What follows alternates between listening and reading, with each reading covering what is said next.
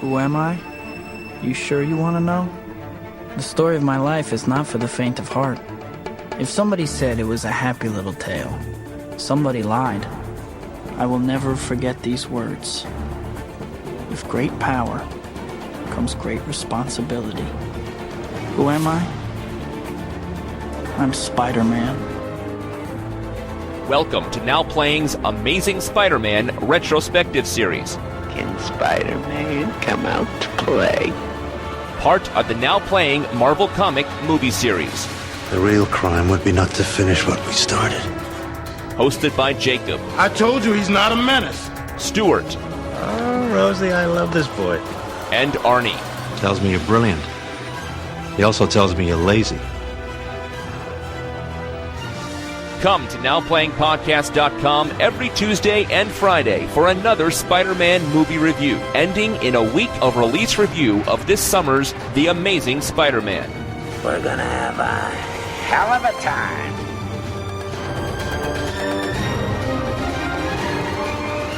Ooh, my spider sense is tingling. If you know what I'm talking about. But if your spider sense is tingling, it's because this podcast will have detailed plot spoilers and mild language. So listener discretion is advised. Go get him, Tiger. Today we're discussing Spider-Man 2, starring Tobey Maguire, Kirsten Dunst, James Franco, Alfred Molina, Rosemary Harris, and J.K. Simmons, directed by Sam Raimi. I'm Arnie, and I'm back! I'm back! My back! My back! Stuart in L.A. I will not die a podcaster. Though if they keep putting out these superhero movies, I might. This is Jacob. I worry about that every day. One more week, guys. One more week. I had nightmares before we did the Avengers that I would die right before we got to do that one after a year plus, you know. Marvel behind us, DC looming in the future. But we are here discussing Spider-Man 2, 2004's follow-up to the unbelievable success. Now, there are two cuts of this movie, so which one did you guys watch? There's 2, and then right before 3 came out, they did 2.1, which is 8 minutes longer. Is there something in the cut that will let me know which is which? Is Spider-Man's suit riding up in his crotch?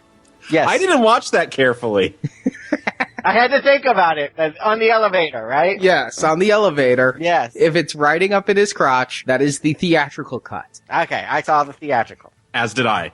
I saw both multiple times for this review, so I am prepared to discuss the differences as we go. They are very minor, but there is 8 minutes of difference. And Spider-Man 2, I said starring Tobey Maguire, but that was a little bit in doubt back when Spider-Man was reigning supreme at the box office. I remember all the drama. Will he return? What is it with these stars? They get one hit and then it's like, oh, I'm too good for this. Tobey Maguire, you know, he worked out so much and campaigned to get the role. And the sequel, he's like, I want money. If you don't give me money, I'm going to eat more Twinkies. I mean, really, he just didn't want it anymore. And Dunst was dating Jake Gyllenhaal at the time, so he was approached. I do remember there was some talk, you know, it was a power play. I don't think they'd actually have done it, but I think they were like, oh yeah, Toby? Well, we got Jake on the line, and he's going to do it for the price we want. You know, Terrence Howard and Edward Norton didn't think they'd do it either. I think Marvel has proven at this point, aspiring actors know that they will replace you if you get into a Marvel property.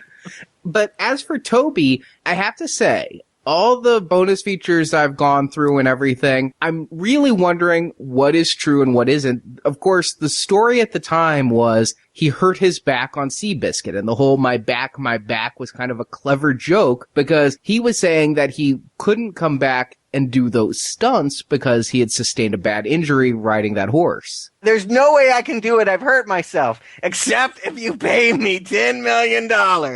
Come on. I mean, you lose credibility if you're saying I can't physically do it except if you pay more. Again, we got two different things here. Toby said, I can't do it. Toby's agent said $25 million or 10% of the gross, whichever's higher. $25 million? $25 million. He ended up doing it for 17. Such a compromise. Yeah. But yeah, I mean, was it a bad back? Was it money? Maybe both. But Donnie Darko almost donned the spider duds, and that really would have been meta as he was dating Dunst, which I gotta think that's gotta be an awkward time on set. I have to kiss you now, even though I tried to get you replaced with my boyfriend. I would have accepted Jake. I think he has a similar kind of boy next door quality. I think he would have worked, but I do think it would have hurt the series. Having never seen Spider-Man 2 before, but seeing it now, it is really tightly interwoven with what was done in the original. It is not a standalone movie. So to switch gears like that, it's not like they're telling a new chapter. It would feel awkward not to have the original stars back. Jake Gyllenhaal would work. I've liked him in most of the things I've seen him in. But yeah, this film and coming off the success of that first Spider-Man one, it would be a bit jarring. Well, as a person who walked away from Spider-Man, a pretty avid fan, I watched the production of Spider-Man 2 very closely. I tried not to get too invested in Tobey. As I said last time, I thought he was a great Peter Parker, didn't think he was the best Spider-Man, so I tried not to get too into it, but I was glad to see the continuity between the two when I was there opening night. Yes, I went from refusing to see the first one to seeing this opening night. The difference? I could champion this one. Revenge of the Sith was a year away. There's no competing loves in 2004.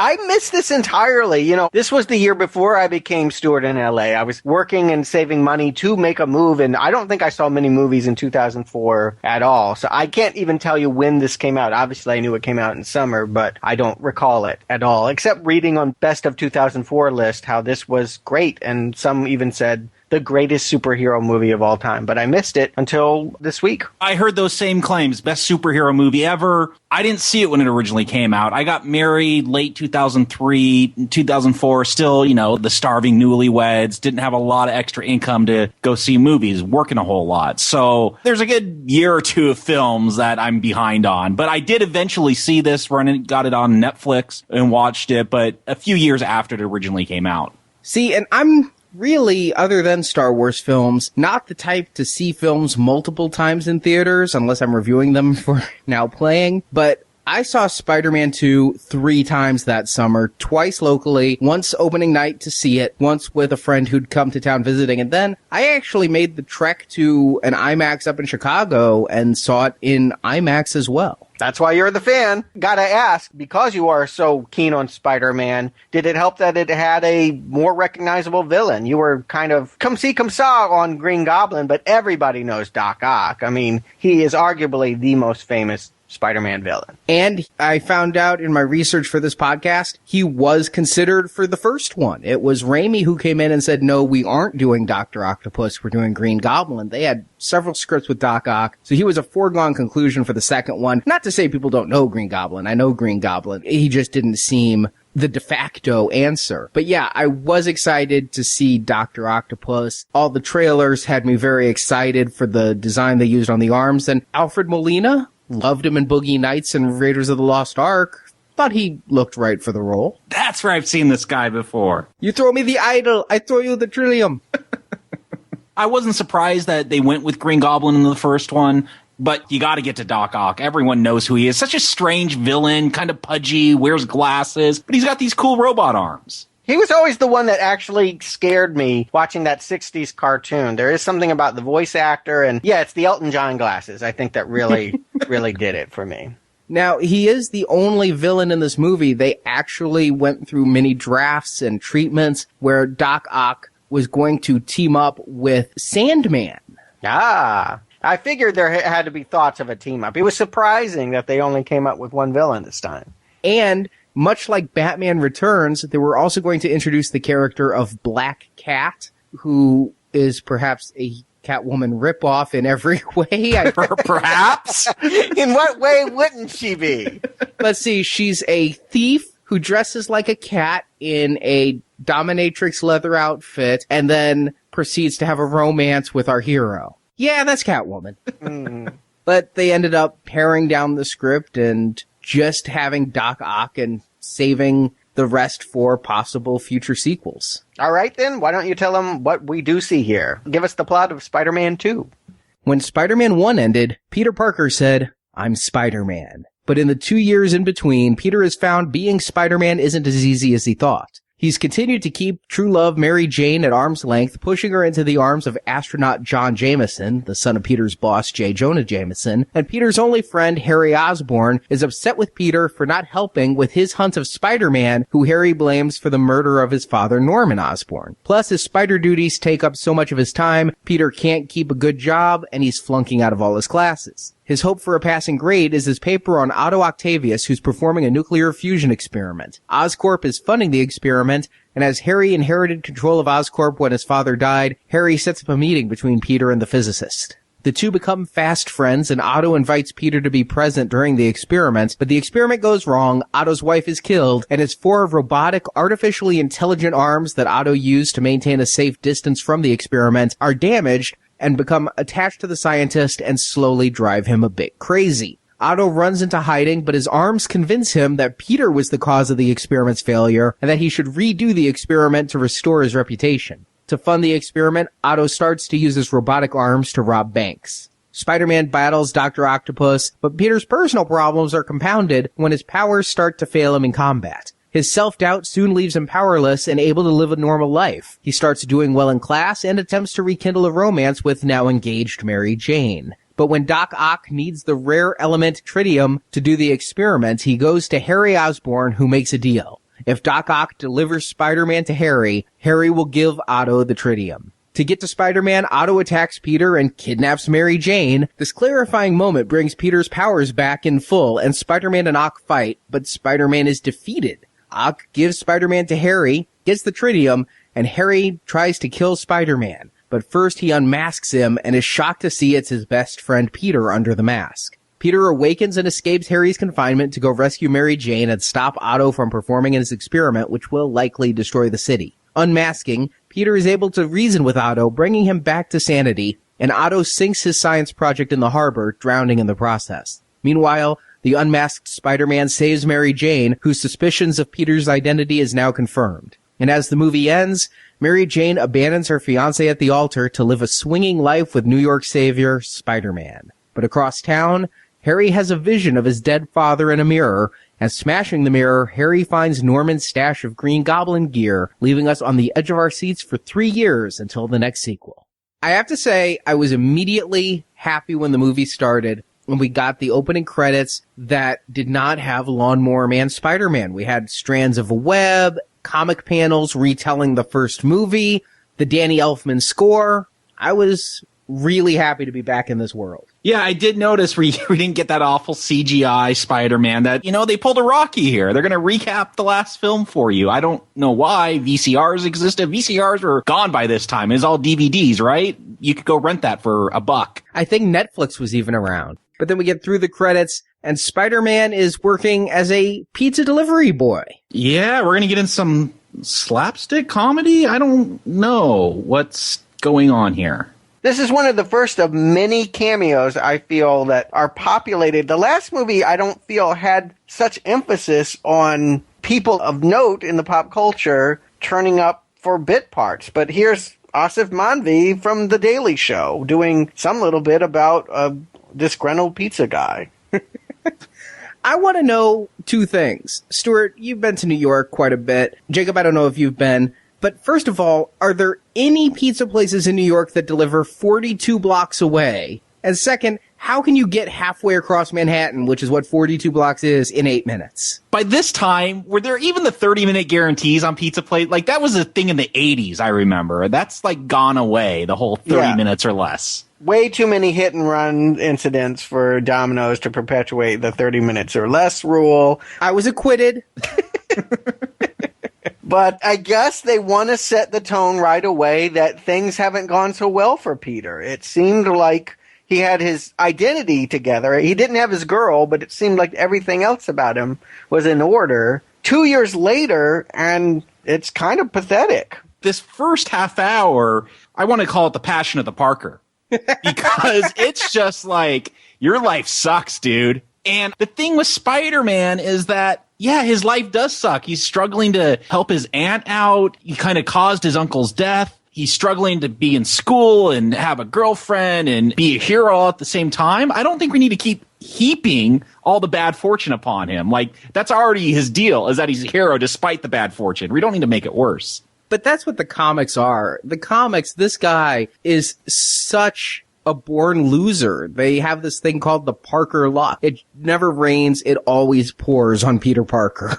I mean, he's always late on his rent, out of a job, can't afford Aunt May's medicine. It's how the comics go, and it's rare the moment when he actually is on top of the world. So I think this is really true to the spirit of the comic book, and I also think it's a good way to let us know our superhero isn't super in every way. Again, we always, or Jacob, you and I have said that Superman's kind of dull because he has everything so perfect. Here it's nice to know the character does struggle a bit in other areas of life. It's funny to me. This opening sequence, I love it. First of all, the Spider-Man stole that dude's pizza, but then he can't even keep the brooms up in the closet. He can't deliver the pizzas without them looking just totally crap. I really like this introduction. I'm laughing. I guess I could have gone with this introduction if it just didn't keep going throughout this first act, getting worse and worse. Like, okay, fine, yeah, he's struggling. He can't get a pizza on time because he's got to go save the kids from getting hit by a car. The slapstick 2 minutes of him trying to put the brooms in the broom closet. It's longer in the extended cut. Oh, jeez. Get your priorities straight, Parker. You had 29 minutes. You don't spend 5 minutes straightening out the broom closet. Do that after you deliver the pizza. He was like, 10 feet away? What's great about that is it was funny, and then it wasn't, and then it just kept going on and became funny again. I realized very quickly into this how radically different this movie was going to feel from the last one. It had a different writer. I looked it up, and just right away I sensed the urgency to establish a problem for Spider-Man to fight is not here in this story. It almost feels like they got Woody Allen to direct a superhero movie here because it really is so neurotic, and it's all about the yucks and the put upon New Yorker bit here that you almost forget that there's going to be a supervillain to fight. It's 20 minutes before he even meets Doctor Octavius, and another 10 minutes before he becomes a threatening figure. It's 30 minutes of bits and cameos and jokes. And we talked about in the last Spider-Man film how efficient it was. You had his entire origin story. You had the Green Goblin's origin story in the first half hour. You'd established all these characters. We only have one new character to establish here, Octavius, and we get this poetry monologue. It's a half hour, and the whole thesis of this first half hour is Peter Parker's life sucks. I'm liking this first half hour. Now, maybe it's because, Stuart, you mentioned the star cameos. I'm loving the character cameos in here. I mean, we got JJ back. We've got Elizabeth Banks back in her thankless role as Betty Brant, the secretary. We now have Dr. Connors, who we will be talking a lot about in a week, but he was name dropped last time. Here he is, played by Dylan Baker from Happiness and the Stupids TV show and some other stuff. They did a Stupids TV show, not just a bad movie? There was a TV show called The Stupids. He was the star. Wow. I just like how you underhanded him too. I'm like, he was in Happiness and this other piece of garbage that no one knows about but me. Well, he was also in Planes, Trains, and Automobiles, which I didn't realize until I saw that again recently and went, oh my God, it's him. But he was cast, set up to be, intended to be the Lizard, much like Billy D was going to someday be Two-Face. I had a feeling. There just seemed to be too much of this teacher here for it to not have some payoff further down the line. I'm learning that about Marvel, and that they're just keeping people in reserve so that they can pull them out whenever they decide the time is right. And I think this is a good way. I know there's DVDs out there, but that said, you don't want to count that everybody just popped in their Spider-Man 1 DVD before they went to see Spider-Man 2 in theaters. I like how we're reintroduced to the universe, we're reintroduced to Peter Parker's life, his struggles, MJ, Harry. It's all done in a very natural way at Peter's birthday party, and then we get a callback to the garbage can scene from the last movie. I thought these scenes were great because I'm liking the characters, I'm liking what happens, I'm at no point wishing that there was a baddie distracting me for this first half hour. It's radical to someone that doesn't know the character or read the comics. This feels uncommercial to me. I would think that audiences would revolt against a movie with so little, I can't say it doesn't have conflict, but so little super conflict. There's no threat that's hovering over the situations. It's literally starting to feel like a teen story. It's much more about problems anybody would be having as a 20-something in New York. The fact that he is a superhero is almost incidental. It's used to underline the comedy. But really, I would say that the Doctor Octopus story in this movie is a B storyline. The A storyline is Peter and his struggling to come to terms with being Spider-Man and, in fact, losing his powers, as I mentioned in the plot summary. If you're going to sell that his neuroses cause him to psychosomatically lose his powers, you need to set that up. So the biggest villain in this movie is Peter himself and his own self-doubt, and this first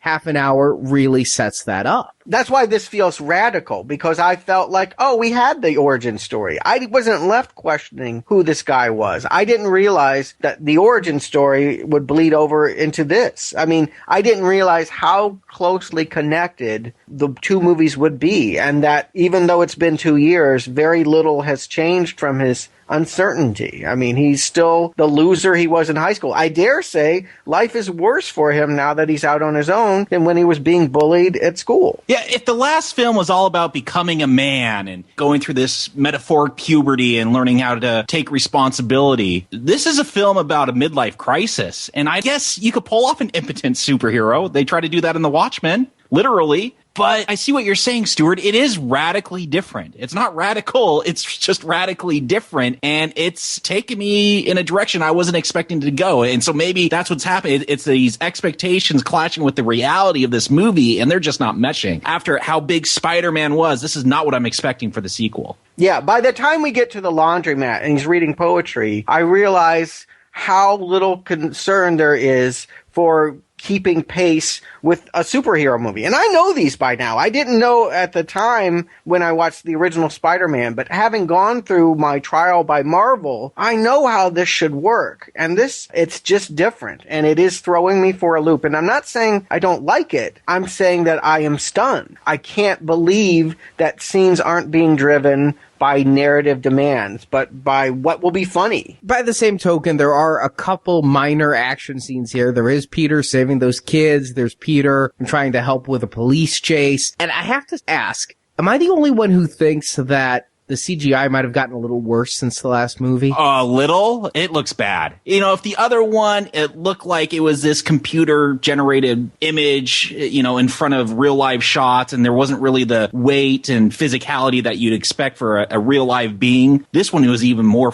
fluffier and lighter and popped out from these real backgrounds to me. It almost felt to me like a 3D movie where Spider-Man was on a totally different plane than the rest of his background. I don't feel like they were worse. I don't think that they were an improvement. Usually there's enough time between sequels that when we get to see things that we've seen before, they're able to put a spin on them that makes them feel like, wow, they pulled something off here. It really has only been 2 years since they released Spider-Man in theaters and this one. Not only is that the time frame for the characters, it's the time that they had in production. And I just don't see that they've made a quantum jump in what they've been doing. It's exactly the same look. And I guess that's good. It keeps with the connections, but it didn't feel revolutionary in any way. And they won an Oscar, it should be mentioned. For this one? Yes. Did they win for the original? No, they didn't for the first one. They got it for this one.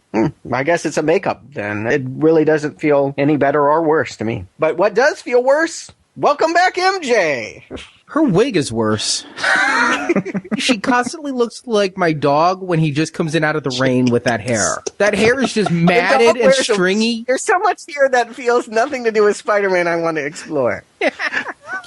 Is this where you want to start with her hair care? MJ is a major bitch in this movie, and it was a stunner. I remember really liking these two in the last movie. Now we have a half hour of her being self-possessed about her career and literally calling poor oppressed Peter an empty seat. It's hard to like Kirsten Dunst in this movie anymore, and I'm kind of surprised at the whiplash I got at going from, wow, I really want them to be together to, Peter really needs to see other people. I am so glad to hear you say that. I thought it was just me. I thought maybe I was projecting, because you talked about Toby and his salary demands, but I want to say that in everything I've read in the many, many years since this, Toby and Sam Raimi are very good friends who stand by each other, support each other. The person who is the odd man out in that trio is Kirsten Dunst, who, hire my boyfriend, and stopped doing any of the publicity for this movie. She immediately felt trapped by her 3-film contract. She was too good for these silly superhero movies. She found it a burden to have fans want to take her picture. And so I thought I might have been projecting a little bit. But yeah, I do not like her in this movie at all. I think she is a bit of a shrew, and it just doesn't quite work for me as much as it should. That said, she's been trying to get this nerd for 2 years. I could understand a little frustration. So you don't like her because she pulled a Portman. She did exactly what Natalie did with Star Wars. Gets the big picture and then craps all over it. I don't know if this was Dunst insisted upon. Maybe she did want to create an unlikable on-screen persona so that it would put up a bitch guard and people wouldn't approach her on the street. I don't know what was going on in her personal life. I can tell you that at this point, she just seems like another dark cloud on Peter. Poor Peter, he keeps getting fired by JJ, he's flunking out of school, and the girl that he's obsessed with is someone that will never treat him right. I mean, it just seems part of the oppression. Maybe the worst part of it is that he is so hung up on someone who really is unsympathetic to his needs, who only can think about how important it is that he get to her play. I do want to say my dislike of her goes away. It is strongest in this first portion, though, at the birthday party and everything. I come around to her again. But yeah, early on in this film, I'm feeling the same way. I didn't like her much in the first film, and so those feelings are just carrying over here. She didn't hit me as a major bitch, as you put it, Stuart, but I never really liked her in this role as Mary Jane so far. I was surprised at how minimal her role was. She is a plot point in this movie, but she's hardly a character. She is an object for Peter to want. But I felt in the last movie that she had her own arc going on. She had her own story. She had her abusive father and everything. Here, she's got things going on, but we don't care about how they impact her. We only care about how they reflect on Peter. Yeah, she's an object of desire, but a fickle one. And we learn eventually through the course of the movie, she's engaged to a guy. I don't know what he sees in her either. We spend even less time on him. That should be her storyline here, but she's defined by the fact that she's going to treat him as badly at the end of the movie as she's been treating Peter. I see her as standing people up and not making up her mind. In fact, Peter couldn't put it better in the middle of the movie. He says that I always imagined you being married outdoors, but not having decided what the groom was going to be. I'm like, he's got your number. I just don't know why he loves you. Her fiancé, John Jameson, a pretty big character from the comics, J. Jonah Jameson's son, the astronaut, who goes to the moon, finds a special jewel, and becomes the man-wolf. I had a feeling he was going to get toxic waste or something spilled on him at some point. He was the first astronaut to play football on the moon. I want to see that movie.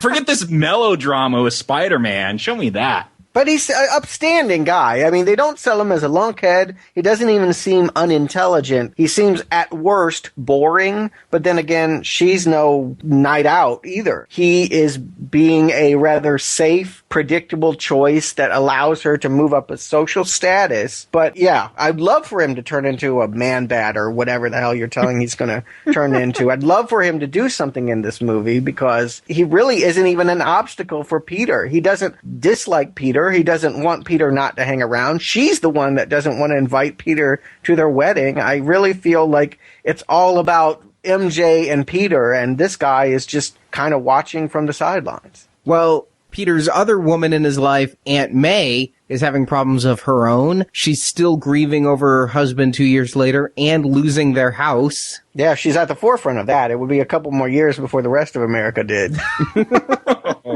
And this plots I liked in this movie. Again, Rosemary Harris also really downplayed in this movie. Practically a cameo. And like you said, there's so many. The banker she goes to, Joel McHale, the soup host. Again, cameos galore. You know what they do? They tell me that when I enter a scene like this, that I'm to pay attention to the jokes, that it becomes a scene about her not getting a toaster because she's not making a $300 deposit. I don't expect anything to transpire in moments where these bit players come in. They're here to underline punchlines. I don't know. I'm enjoying the moments. I don't know that I consider them cameos. I had known some of these people from various things, but mostly they're lower rung. I mean, you mentioned The Daily Show. I'm mentioning The Soup. They all work on basic cable in a very supporting role.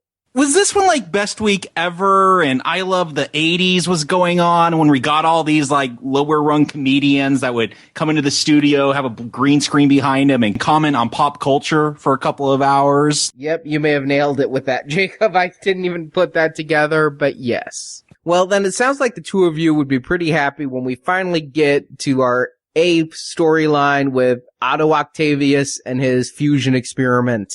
Yeah, I'm waiting for the villain. I mean, I hate to say it, but years of Batman and Marvel movies have taught me that the villains become the focal point for any superhero project. So I'm waiting for the project to be kicked off by a character I know that's going to stay in it, not a talk show host that wants to do a bit. Alfred Molina. I've always found him to be a vaguely unlikable presence on screen, almost by design. I think he plays kind of creeps and toads. He's kind of like the new version of Oliver Platt, maybe? I mentioned the movies that I go to for him. I've seen him in other stuff, but he kind of fades into the background a lot. But I like him in this role. I like that they didn't go with some of their original choices. At one point it was going to be Arnold. Arnold. Are you kidding me? After Batman and Robin? You're pulling my leg, all 8 of them.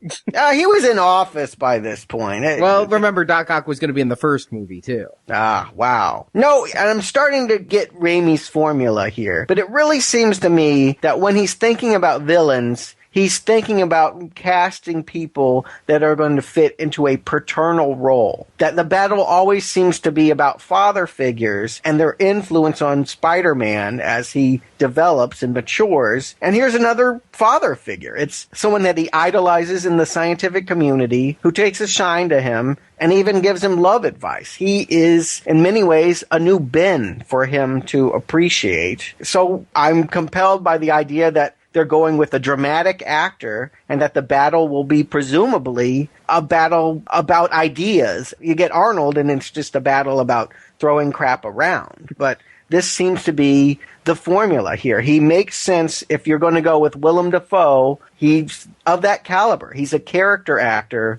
who can sell the drama. Forget the fact that he looks like he's had too many donuts. I mean, that's... Well, Doc Ock's always been pudgy. Seriously, he was never muscular or even thin. He's always been a fat guy. I've seen times when it's like his octopus arm belt is notched a couple things too tight and he's got like muffin tops going on.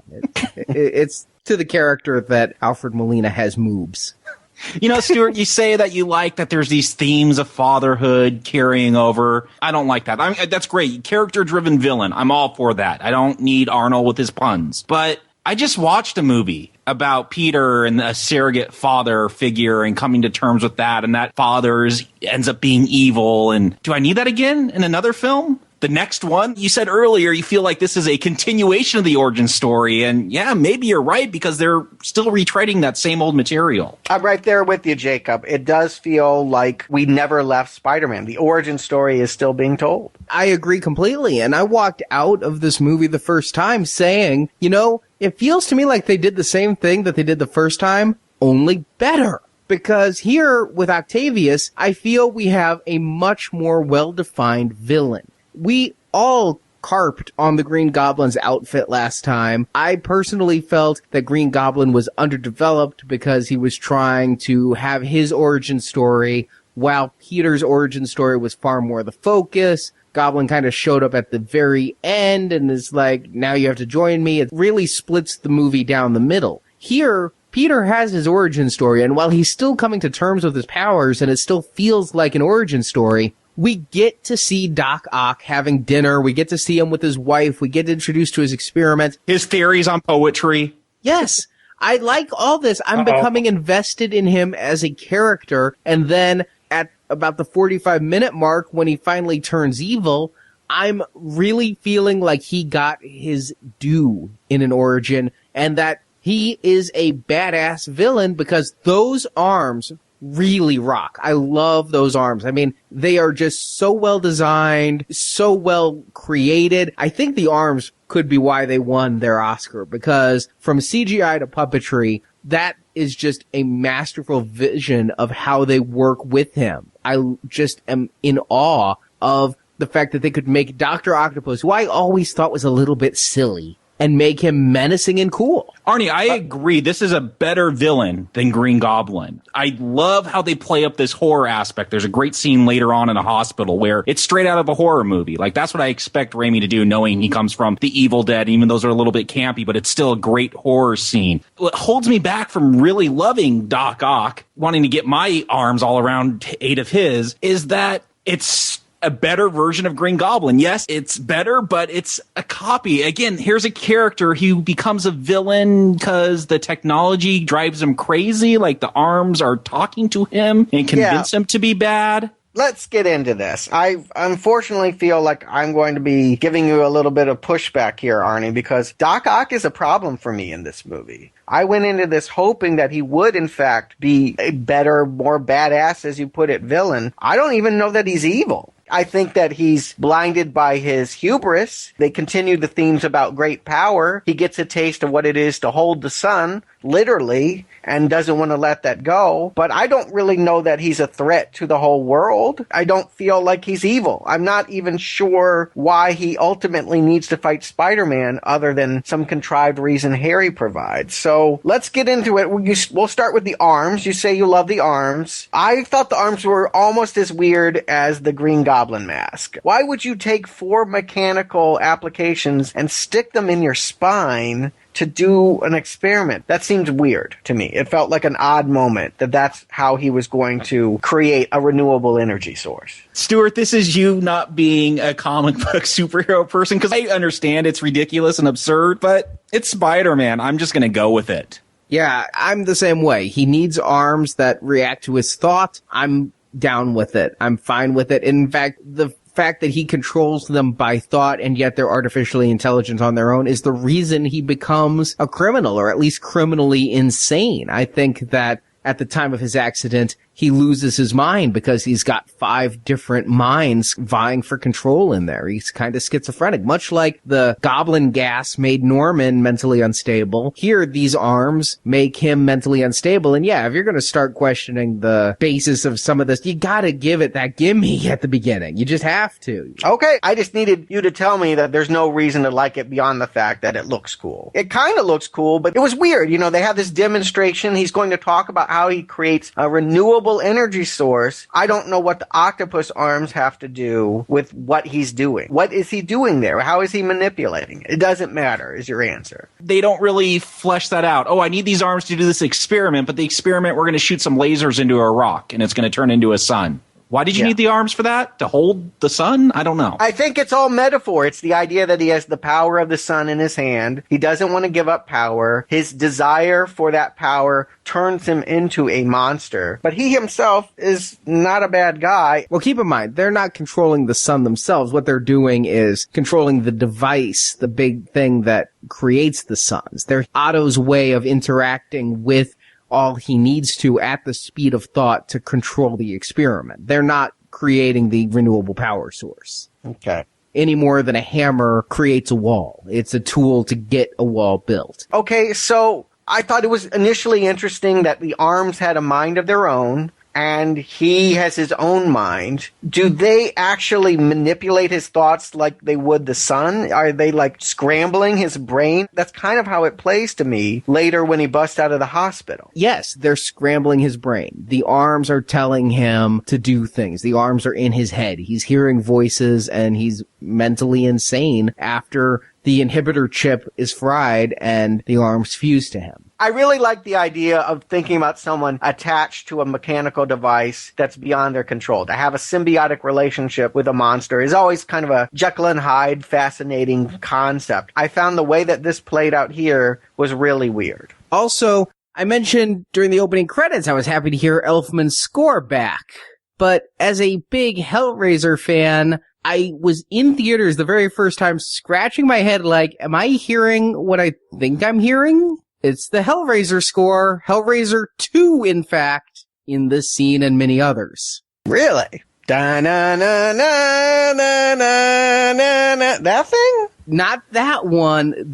We're in the labyrinth of Leviathan and Dr. Channing's becoming a Cenobite. Hellraiser 2 Hellbound. Not just the music that you think of with the box, but the score there. This is really interesting. Raimi and Elfman had worked together for so many years and been really good friends. But someone temp-tracked this scene to Hellraiser 2. I'm surprised they have it at their fingertips, but they do. And Raimi fell so in love with it, he's like, Elfman, make it sound just like this. And Elfman's like, all right, I'm going to write my own thing. And gave it. And Raimi's like, no, make it sound just like this. And this went back and forth. Finally, Elfman's like, if you want Christopher Young, go hire Christopher Young. So Raimi did. Oh! Called his bluff. Never do that unless you're sure. I guess he felt like he was in. I would have felt like he was in. I did the last one. What, are you going to change ships now? You kept Tobey Maguire. It's not Jake Gyllenhaal. Well, oops. Elfman has his name on the CD score, of which a lot of that music isn't in this movie. Half this music is Elfman. Half this music is Christopher Young, and then there's like a little percentage that's a third guy. And Elfman went to the press and was like, I will never work with Sam Raimi again. A direct quote is, to see such a profound negative change in a human being was almost enough to make me feel like I didn't want to work in film anymore. Jeez. Oh my God, this is like a major throwdown. This is a better fight than we get in the movie. Yeah, and next movie will be scored by Christopher Young. Freddy's Revenge, Christopher Young. Huh. Hellraiser, Christopher Young. It worked for me with the first Ghost Rider. I'm not really loving the Doc Ock theme here.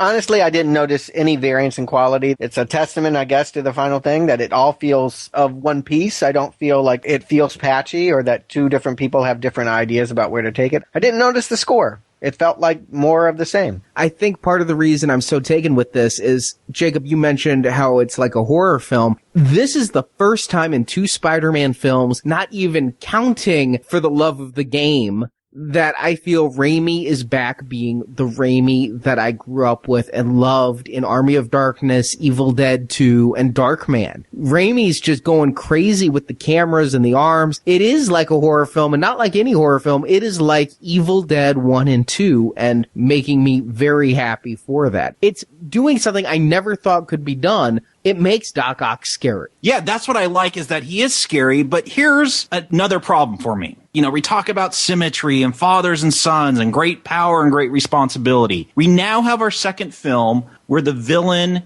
is bad because they're crazy. Like, they have great power, but we can't expect them to be fulfilling great responsibility because they're insane. Like, I would like to see a villain that matches Peter Parker, that they got this great power and then they choose to be evil. They choose to shirk that responsibility. And we've just gone back to the Green Goblin here by making a crazy guy. I love the horror aspect of it. I wish this was the first film, so it would seem fresher to me. But now it's just, oh, here's another crazy guy. He's going to go rob some banks or do something bad. That's my problem too, Jacob. You're really nailing it for me. It'd be one thing if they're given great power and it corrupts them, but just by going crazy, that's like almost a hall pass to just go be evil. I don't feel like that's development of character at all. I feel like, oh, he was a good guy until he breathed some gas and now he's the Green Goblin, or he was a good guy until the arms fried his spine and now they make him an evil guy. I feel like that's the wrong way to think about it. The technology should not be turning them evil. It should be them corrupted by power going to the dark side. It's a subtle difference, but one that would help me go along with it, because as it plays now, it's random, and I don't think he's scary at all. Not even a little.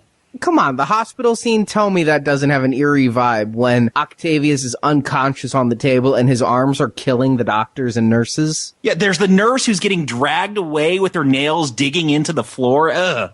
That is a scary moment. I love that moment. I couldn't believe I was seeing that moment in a Spider-Man film, but I was so happy I was. I thought it was really cartoony. It was almost Schumacher cartoony to me, but to each their own. I think the moment was ruined for me when he has to do one of those no and stare up at the heavens. That that I hate that stuff. They do it in Wolverine. You lose me every time. Poor guy, he had to do it. It makes me mad. But I do like how he steps out of the hospital and the arms kind of protect him, like he was about to be hit by a cab. It's the first moment he realizes maybe I'm in a good position. Maybe this is cool that I have these extra arms because they protect me from things that I am not aware of. I like that relationship more. And when we get to the first big battle, the bank robbing scene, I thought I saw something that made me excited, and then I was disappointed when it didn't end up coming to be. He goes to the bank because he's decided he's got to rebuild the lab that's destroyed. And he's lost his wife, so that makes him, further determined? Is he doing it for her? How is that playing into it? Well, I think the whole point of the wife is it cuts his ties to humanity and normalcy. What we see here is Octavius is losing normality. He's kind of doing what Peter has. He's losing the girl, he's losing his job, he's losing his workplace, and he's gaining these powers and these arms, whereas Peter, throughout this movie, he's losing the powers, gaining the girl, gaining the respect of his teachers. So it's almost an inverse path. It's the Superman 2 effect, where I want to get a normal chick, so I'm going to lose my powers. How many times have we brought up that movie? Someday we'll have to bring it up once and for all. Maybe twice. Yeah, I felt like all of that was weird motivation. I was waiting for the wife's death to play in some way that would seem meaningful and apply to the MJ Parker scenario. Maybe what you said will sink in here if I chew on that a little bit. But regardless, he's decided he's going to rebuild the lab, and presumably, rather than go steal the equipment he needs, he's going to steal the money so that he can then go to Radio Shack. I feel like the bank robbing is very convenient because Peter and Aunt May are there, and it just allows our characters to finally have a battle way late into this movie. You see, to me, I loved this because what does Doctor Octopus do in the comics? He's constantly robbing banks and jewelry stores. Now, if you had these super arms, why would you do that? It's never really clear. It's the 60s, the 70s, even the 80s. It's just what cartoon villains did. Here, I do like that he has a motivation for taking the money, but you did just bring up a point I'd never thought of, which is he's now buying the other stuff. He's going on the internet then and setting up a bank account and sending them money and going about as we normally would to acquire any merchandise. But this is not the point I'm trying to make. The point I'm trying to make is we get into a pretty good battle here where Aunt May is taken hostage and he drags her up the side of the building, and it requires Spider-Man to get into his first real confrontation with our villain. I'm looking forward to this. She takes an umbrella and hits Ock on the face. And I think, oh my God, he's blind. He will now have to rely on those arms. He will no longer have to have an independent mind to what they are doing. He will have to be beholden to what they are doing. I got very excited. Is Doc Ock not blind? No, he's not. He wears those glasses as a fashion choice? It's funny you bring that up, Stuart, because as a kid, I always thought he was blind. Yes, you have to be blind to be walking around like that. His eyes became sensitive to the light after the experiment. Now, I don't know where I got that. That might not actually be in the movie, but that's why Doc Ock wears glasses. That's not in the movie, or maybe it was in the extended cut, or... It might have been in the comic book adaptation I read, but other than... it's bright out. He's not blind. I think I would be much more excited about the character of Doc Ock if it was more confrontational between what his arms wanted and what he wanted. As it is, it just feels like, oh, they're crazy arms and they're going to do the worst possible thing in any given scenario. But I feel like I wanted motivation that just really isn't there. And this moment told me something that it didn't end up coming to be. I was waiting for it to make sense, and then when I finally realized he wasn't blind later into the movie, I really felt lost as to who Doc Ock was and what he wants and why Spider-Man has to get involved at all. I'm not liking anything that you're proposing happen to this character. I like that he is in control of the arms. I do like that the arms are protective of him in that car scene, like you mentioned. He's not in control of the arms. He is. The arms are telling him what to do. They're telling him in general, go rob a bank, but he's the one saying, let's grab Aunt May. He's not going, oh my God, why is the arm grabbing Aunt May? He's like, no, I'm taking Aunt May. Arm, get her. So they're all in unison. I wouldn't like it if it was a guy trapped by arms in the middle. That would not work for me as a supervillain in a superhero movie. You know, Stuart, you bring up the umbrella, and here's what it symbolizes to me. We get this great action scene. Like, I'm enjoying this whole scene in the bank and as they're crawling up this building and fighting each other. And yet another cameo, our Stan Lee cameo. I couldn't find Stan Lee in this movie. Where was he? Blink and you miss it. Really. Oh, I did blink. I watched this movie 7 times and I only caught it 5. Okay. Then I feel better. I usually am pretty good at this game. It is a fraction of a second. He grabs someone and yanks them out from some falling rock while Aunt May is being dragged up the wall, just like he did in the first one, but a much shorter shot. Oh. Whoever is responsible for booking these cameos didn't do him a full service. Usually they do a big spotlight on him. I usually feel like it's not even a game to find him. He usually kind of comes out and it's easy to spot. This one, yeah, maybe he wasn't feeling like standing around a set. And then you get the scene where Aunt May goes flying in the air and just catches herself like on a gargoyle or on a ledge with her umbrella. Yeah. I don't know if that's supposed to be funny. Why else would you do that? It's silly. It's Mary Poppins. I don't know what this film wants to be. Is it a melodrama soap opera like Spider-Man so often is? We get these great action scenes like this one, and then we get these comedy bits. Like, yeah, there's 5 different arms telling this movie what to do. The tone for me is very consistent, and that is silly. I do feel like this is a very, very silly movie. I disagree completely. I can't begin to relate to the statements you two are making. I do think there are humorous, lighter moments in this, which is very fitting of the Spider-Man character, but I wouldn't call it a silly movie. I was happy to see Aunt May get some gumption and whack Doc over the head. I liked seeing Peter save his aunt, when he couldn't save his uncle. This is all working for me. I'm liking Ock as the villain. I'm liking Spider-Man as the hero who is losing his powers. He is not able to shoot his webs by this point. Little by little, his powers are failing him, and that's a very interesting hook for me. Far more interesting than Ock. Ock's gonna disappear for a while again. We're gonna focus on Peter and his powers and his personal problems. Yeah, did Doc Ock rob some more banks after this scene? Because he gets away with like 1 bag of money, and he's able to build a super fusion lab, I guess, out of that 1 bag of coins that he stole?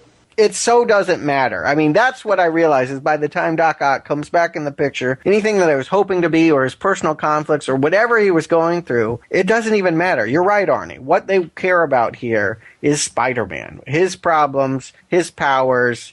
And why is that a problem? I'm tired of superhero movies where the superhero takes the back seat. I'm tired of Michael Keaton being second billed to Jack Nicholson. I like that this is a superhero movie about a superhero like Kick-Ass, and I do like this villain, but I don't need him on screen all the time constantly causing damage. I like what we get here with the Peter Parker story, and I'm disheartened to hear you both go, oh, we just want smash-em-up fights. Well, that's what's working for me in this. I don't have anything against this being a hero-driven movie. I complain about that with the Burton films. Like, where's Batman? Let's see Batman some more. It's all about execution, though. That's great. Tell a hero's journey story, but this is one about impotence and midlife crisis, and that's not what I want. I do not see that at all. You don't see that when he can't shoot his web? No, I don't. I see it as his losing his power, but I don't see midlife crisis. I see crisis of faith, crisis of conscience. I think you're stretching far too much into midlife crisis. If he went out and bought a sports car, I'll go with you. If he started to lose his hair, fine. This is not a midlife crisis. I can't go with that either. He's having performance anxiety. He is so stressed about who he is and what he's doing that he can no longer be the hero that is required to fight people like Ock. That's what's happening. And that's fine. I feel like that is a subplot. I don't know that I needed it to carry the whole movie. I feel it makes the movie feel very foreign to me and relies so heavily on repetitive scenes that we see time and time again. We not only see a scene of him getting a hot dog and watching the cops speed by, later we see a kid being beaten up by bullies and him walking by. I feel like we get information again and again and again that emphasizes, man, it really sucks to be Peter Parker. I don't feel like there's a lot of development here. If you want to spend time on a character, I'm definitely cool with that. I think Spider-Man could be as interesting as Doc Ock. What I guess I'm saying is I don't understand Doc Ock, and Peter's problems are being beaten to death. And I don't see it that way. I think it's all in the delivery. I mean, what you talked about is all in a great montage done to Raindrops Keep Falling on My Head. It's a very short montage. It does drive home certain points, but it also shows Peter being happy that he's not going after the cops. It's showing, as montages do, a progression. When Peter has this montage, he's just left his outfit in a garbage can in a wonderful homage to Spider-Man number 50 that made me have a geekgasm in the theater that they went that close to the comic book material. And this is a progression of Peter Parker enjoying his spider vacation to Peter Parker suddenly going, maybe I'm being a little self-indulgent here. Here's the biggest problem. I mean, how he decides to be in that homage to Amazing Spider-Man number 50, Spider-Man No More. He's slowly losing his powers. He goes to see a doctor, which this was a piece of comedy that I liked. The whole, I'm having these dreams. No, my friend's having these dreams that he's Spider-Man. Like, okay, I like that. It was funny. But it ends up in him having a dream or a vision of Uncle Ben, whose murder he caused, who he could have prevented at least. And he's like, screw you. I'm going back on what I told you. Like, to his uncle that was a father figure. This is after a scene where his Aunt May is only alive because he acted as Spider-Man. So not only does he cause the death of his uncle, he regrets saving his aunt. And he figures it would be better if he never took that role. This is infuriating. Technically, Aunt May wouldn't have been in danger if he hadn't become Spider-Man and Ock needed a hostage. She still needed to save the house. I don't think the pizza delivery money tips was going to save the house for her. No, but she would have been in the bank, but Ock would have just taken the coins and left if Spider-Man hadn't fought him. The vision of Uncle Ben, is it a vision? Is it a ghost? Does this movie have ghosts? Because there's two visions. We get William Dafoe later and Uncle Ben now. They say things that don't feel like the character's subconscious to me. They say things like we're going to speak for the character who died last movie, making me truthfully wonder if there are phantoms. I agree with you. I didn't really like the fact that we saw Uncle Ben again. It was one of those things where, like, I thought we were done with this. But when we get back to Dafoe, I'm like, well, that makes sense. If you're going to bring back Dafoe, then I guess you needed to bring back his alter ego, as it were, the two father figures in Peter's head. I kind of went with it more there. Let me tell you about what the movie that I'm seeing. At this point, I'm seeing a time capsule. I'm seeing a vision of New York City 3 years after bin Laden attacked it, scared and wanting to retreat from the world. This is a movie that only could have come about in the first few years after 9/11. It is questioning the very validity of comic book heroes and real evil and wondering, wouldn't it be a nice fantasy not to have to deal with villainy? Wouldn't it be nice to retreat and be self-absorbed and not have to carry the problems of the world on our head? It was exactly the movie of the moment, and I believe that is why it was so celebrated when it first came out. It was capturing New York City in microcosm here thematically. That's what the movie's doing. But we're well beyond 9/11 now, and things have normalized, and villains have been punished, and I don't know that I would feel the same way watching it then that I do now. I feel like it's a strangely anxious movie now. Well, the thing is, I never saw it as a 9/11 thing because this is right out of the comics from the 60s. Well before 9/11. This exact thing happened. Spider-Man's neuroses took away his powers. He went to see a shrink. Just because something happened whenever it did, it was presented in this moment now. They could have picked story strands from any era of the comic. It seems apropos, and it seems like it was celebrated as the greatest superhero movie ever at the time because it was really talking to us about how we were feeling about the world. It was in the moment the most relevant superhero until the year later when Batman would take on the age of terrorism. But it felt like the first superhero movie that was really dealing with the themes of the time and not just providing happy, easy answers to villainy and evil. Now I really see it's both a strength and a harm to this movie that is so wrapped up in that anxiety, that is so much about neurosis here. I called it Woody Allen's superhero movie, and that's what I'm seeing. I don't disagree. I'm just enjoying seeing it. I'm liking the humor. I'm liking the neuroses. You know, in the extended cut, there's a lot more scenes that I really feel are extraneous, but there is one great scene during this whole Singing in the Rain montage, and it's J. Jonah Jameson, who got Spider-Man's outfit from a garbage man. They put J.K. Simmons in the spandex outfit, and he's jumping around his office on the desk and things, making thwip noises and pretending to be Spider-Man. Okay, like, JJ is one of my favorite characters in these films. Why did they not put that in the theatrical cut? Now I need to go see this. He has a field day in this. I don't feel like we needed another scene of JJ dancing on Spider-Man's grave. He's as much as Doc Ock, maybe even more so, a real villain for the character. He is great in this film, just like the last one, the embodiment of the character, but I laughed so hard because it was so unexpected. I've seen this movie many times, but this is my first time seeing the 2.1 cut. So when that happened, I was busting up to see J.K. Simmons, cigar in mouth, crew cut haircut in the tights, doing the moves. Maybe it's because I went in, having read 500 issues of this and just enjoyed revisiting that memory from my teen years. Comics I hadn't read in well over a decade when this movie came out, seeing them brought to life in a way that is very well done. And I want to give some props right now to Maguire. Last time I said I didn't think he was very well done as Spider-Man. This movie, he nails it. As Parker and as Spider-Man, I believe both of them this time. I think he's giving his best performance right here. Well, he is making $17 million. I would hope. One thing I know that he's really doing a lot, I didn't notice it the last time, but he's got the rubber face going on. I mean, he gives so many weird, puffy-faced expressions here. I mean, he really gives the kind of performance that a Jim Carrey would give in The Mask, or Jim Carrey's originator, Bruce Campbell, in some of those Evil Dead performances. It's so big, it's so cartoony. He really is listening to Raimi, and he is really trying to embody Raimi's sensibility of Looney Tunes. He's really embodying that. And yet we don't lose the heart. I mean, I always thought that Maguire was very good at getting the heart of the character, and that movie was all the best parts of it were its sentimentality. Here, I'm getting more of his sort of goofy, bloated face as he flies through the air and puffs up his cheeks. And it's a much more physical performance here. I feel like he's doing a lot more. He has to prove that his back isn't keeping him down.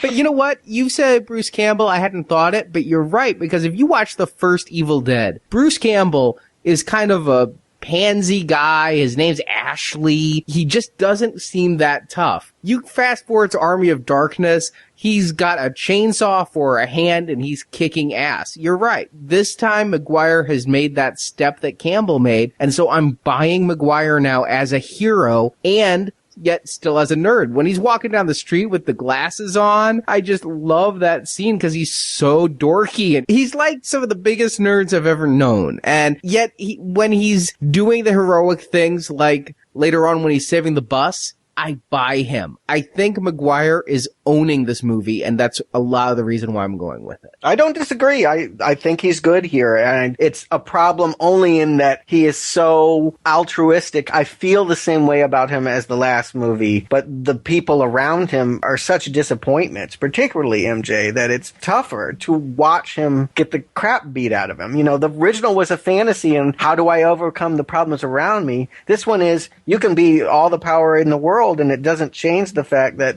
you have a miserable life. I don't know that I'm liking this or not, but I am feeling like, wow, a lot of time is being devoted to this, and that this is something I've never seen before. I can honestly say that this feels like this is someone really going for something that hadn't been done in comic book movies before. I do turn against Peter a little bit. It's a little crappy that, oh, you're engaged? Now I love you. He's just as wishy-washy as Mary Jane. Come on. He's decided he's given up Spider-Man. That's the only reason he couldn't hook up with her. He's given that up now. She just happens to be married. It makes him kind of a dick going after an engaged woman, but he couldn't do that until he gave up the spider outfit. But I don't feel like she's really engaged either. I mean, because this guy has been in the background and we haven't seen a moment in which he's earned her heart, there's no way that she can't be won back over. I mean, really, the issue at hand between all of the soap opera stuff, and it was underlined by Octavius before he became Doc Ock, was that Parker needs to be truthful. That love is about not having secrets. And the presumption is if MJ could ever know who he really was and not hear his excuses, if he heard the truth of it, that this would wipe away all their problems. That's sort of what's underpinning all of this soap opera stuff. So at the same time that I hate MJ for how she behaves and throwing fits and just being a fickle person, at the same time, all of this kind of is Peter's fault because he is not being honest with her. I do like the scene where it's made just abundantly clear that MJ isn't sure about her marriage when she does the upside down kiss with her husband. Yeah, that's how you know how lame sauce he really is because she's trying to marry Spider-Man. That's her ideal. That's who she wants to be married to, not Peter and not this chump. So she recreates the upside down kiss and is like, you can just see it on her face. She's like, this is not going to work. You might as well return the gifts now. You know, it's just not going to happen. And you mentioned him being truthful. He is truthful to Aunt May about what was going on that night, which I didn't think was that big of a deal, really. Aunt May storms out. I'm like, really? Oh. Well, I think she's just upset. I don't know that it's what he told her that's upsetting. It's having to reprocess the death. I think that was it. Because you're right. It's not that concerning. What I want to know is when does she put it together that Peter is Spider-Man? Is it in that moment? Does she put it together? She absolutely knows. He never mentions that he had the power. Like, that's the thing. Aunt May, okay, maybe she's reliving the loss of Uncle Ben and that's why she pulls away, but she can't be standing there looking at her nephew Peter thinking, yeah, he really could have stopped that crook. There's the scene when Aunt May's moving out of her house and she goes, he wants to be Spider-Man. He needs heroes. And it's done in such a way that it's like, does she know? Doesn't she know? It's really heavy-handed, but she does know he makes his living taking pictures of Spider-Man. So she knows he has a connection to Spider-Man. Does she know he is Spider-Man? That's ambiguous. Well, I really wanted to hear you guys knowing the comic more, whether she knew or not, because I take that scene very much as being the big scene of the movie. There's been all of this hand-wringing about, do we need superheroes? Is it any good? Can anyone take on the problems of the world and face down evil? And here's the big metaphorical scene, you know, every American flag flying on the block, and she's realizing that Peter's not going to save her, and she's just going to move out and live in a smaller place, and she's lecturing him without ever calling attention to it. To me, it's very obvious. I know your secret. The world needs Spider-Man. You need to do it for this little 9-year-old here. Do it for the kids. It's where the movie kind of finds its voice, and it's where he begins to try again. It's, in my estimation, the biggest dramatic scene of the movie. That's my problem, is that this movie, that Spider-Man finds his voice through this monologue. Like, they have to tell us, here is the thesis of the movie. We still need heroes. Even though it's hard for that person, we still need them. They inspire others to do good. Like, we couldn't see that play out in Spider-Man No More, where Spider-Man gives up being Spider-Man. He's inspired to be Spider-Man again because he sees someone getting beat up that reminds him of his uncle, and that he's been fighting his whole life to change that moment, and that he can't just give that up. It's not a monologue. I hate that it's a monologue in this film that changes him. It's not just a monologue. I mean, there is the scene where he goes past the burning building, which calls back to the first movie. He knows there's a child in there who, if he were Spider-Man, he could save them, and he goes in powerless to still try to be that hero. It's more than just the speech. The speech may galvanize it, but it's Peter realizing that he was an important person trying to save people, and still, without his powers, now truthfully risking his life to try to save someone, and the realization that someone still died in the fire, and had he been Spider-Man, he could have saved them both. And just because he's decided to be a hero again doesn't mean that it's going to happen. The next scene is, I'm back, and he breaks his back. I mean, it isn't the sheer desire to be a superhero that ultimately transforms him.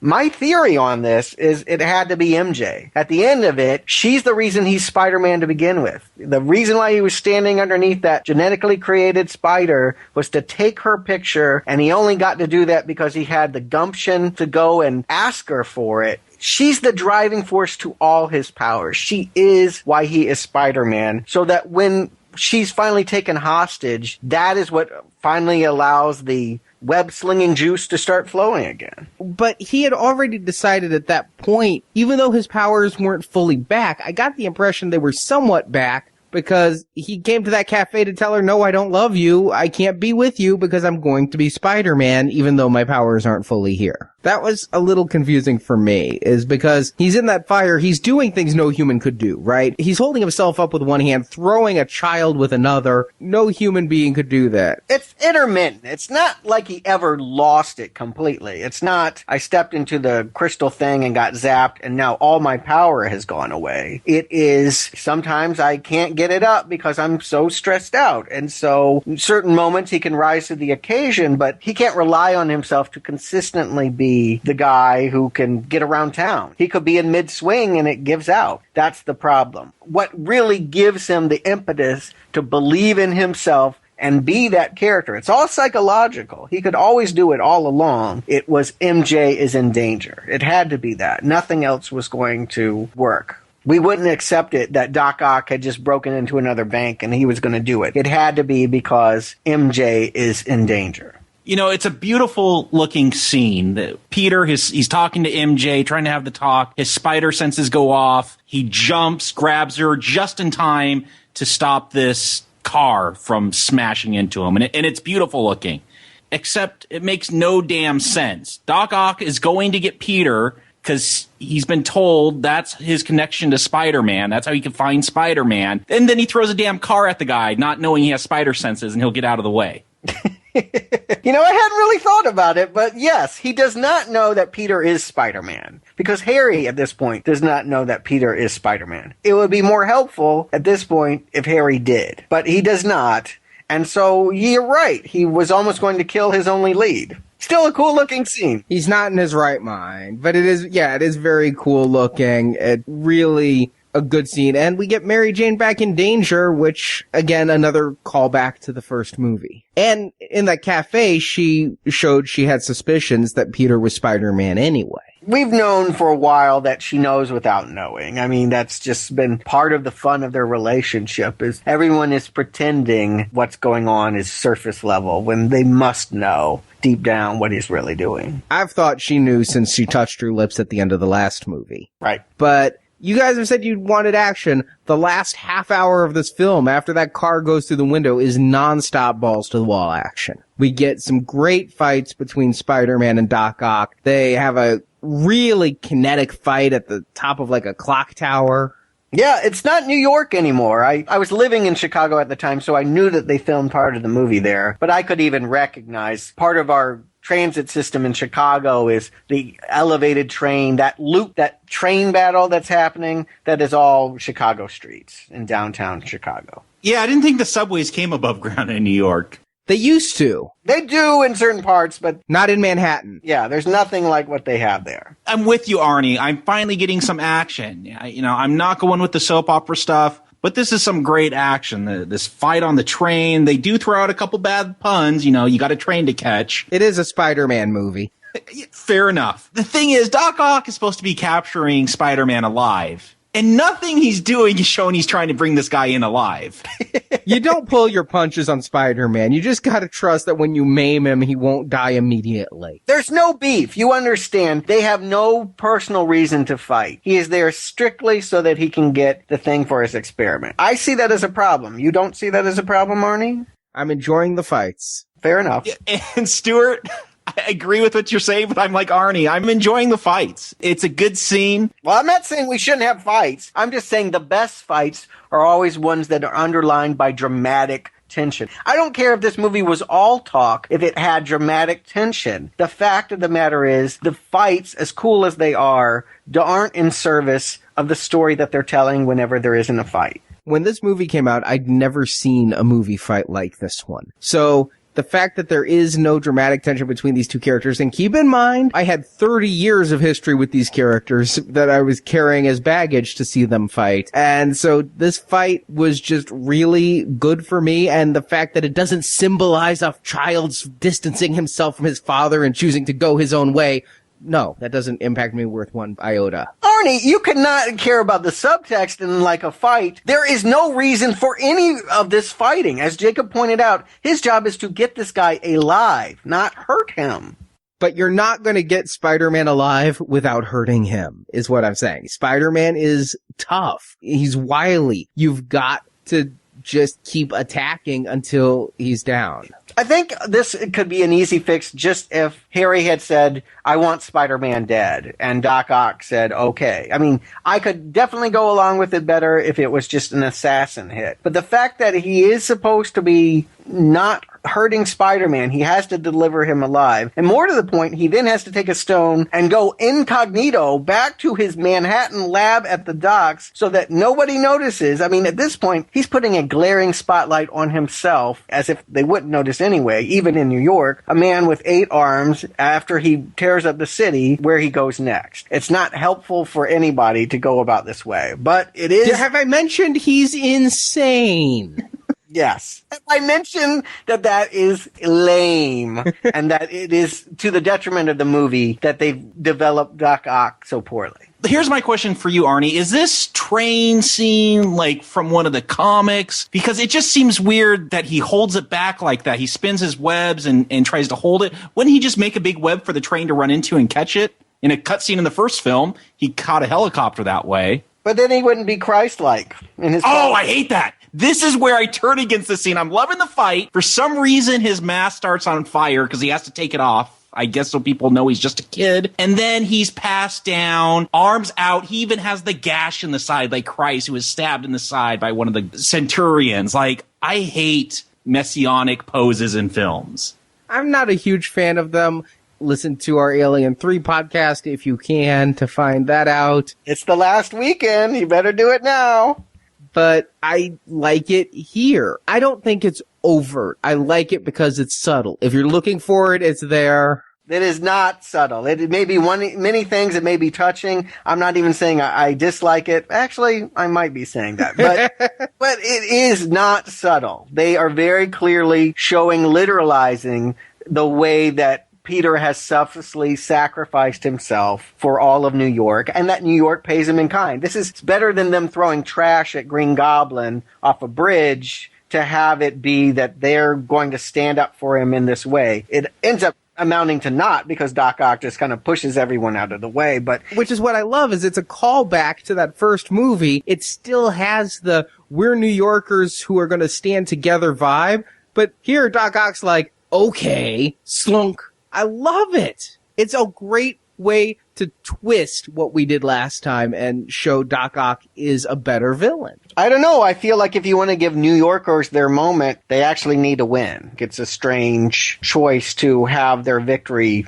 so easily undermined. My other problem with this is the whole time in this film, right from the beginning, we're supposed to believe that New York hates Spider-Man. He talks about how the Daily Bugle has turned the people of New York against Spider-Man. Yet we got bums in the streets plucking that 60s Spider-Man cartoon theme song on their violins. I mean, the people here, it's good to have you back, Spider-Man. You're like, we're not going to tell anyone who you are. Like, I never believe the city hates this guy, that they're always rooting for him. I actually am going to defend that. I think it's cool that there's propaganda that creates a negative impression of Spider-Man, but that the real New Yorkers, they know who he is. I mean, anyone that's ever met him in person, they know that he isn't to be reviled. It's really a comment about J. Jonah Jameson and his quest to discredit Spider-Man for whatever reason. And even he has to admit right before the costume gets snatched that he was all wrong here. I mean, I think New York loves Spider-Man and always has. They just need to create the feeling that Peter feels he's unloved.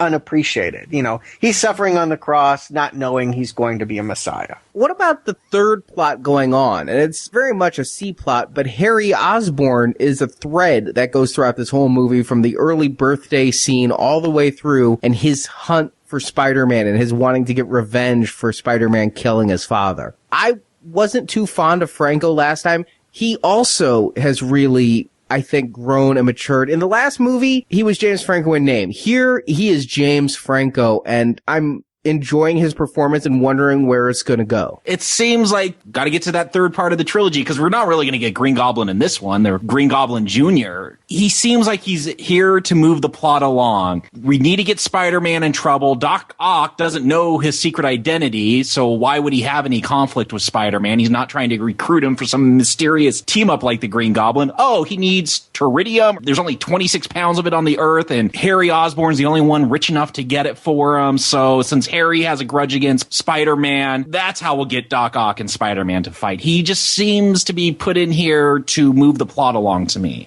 Well, he is the second villain, but he's a human one. And I think that's what I take issue with. You know, I was not expecting the surprise we get at the end of this movie. I was totally thrown when I realized they were going to take him into a supernatural realm. But having known that now and thinking about this kind of team up and the negative role that he plays here, I almost wish that it had happened much sooner. I feel like this movie would be stronger if it was Doc Ock and Green Goblin 2 collaborating together than, this spoiled rich drunk making some deal with Doc Ock. Doc Ock has nothing against Spider-Man. He only needs some minerals or something to make his lab complete. That he's just doing it to get a stone feels lame. And I feel like it could only be improved if Harry were played differently. I don't know that it's Franco. I just feel like it's awkward in general, the way that it has been written in here. And Franco's not in help. Some of his line deliveries, in that first explosion, he's like,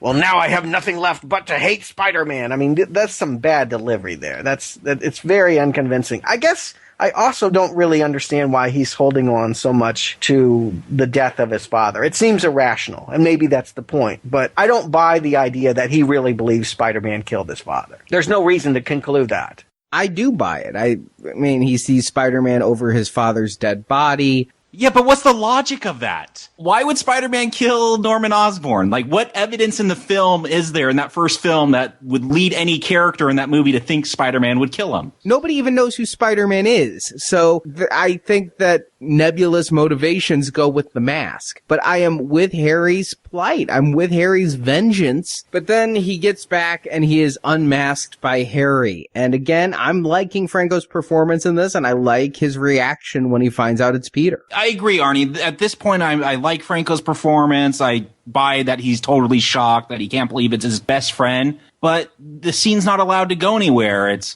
hey, man, MJ's in trouble. She's a friend of both of ours, and he's going to hurt New York with his son. Let me go. This goes somewhere.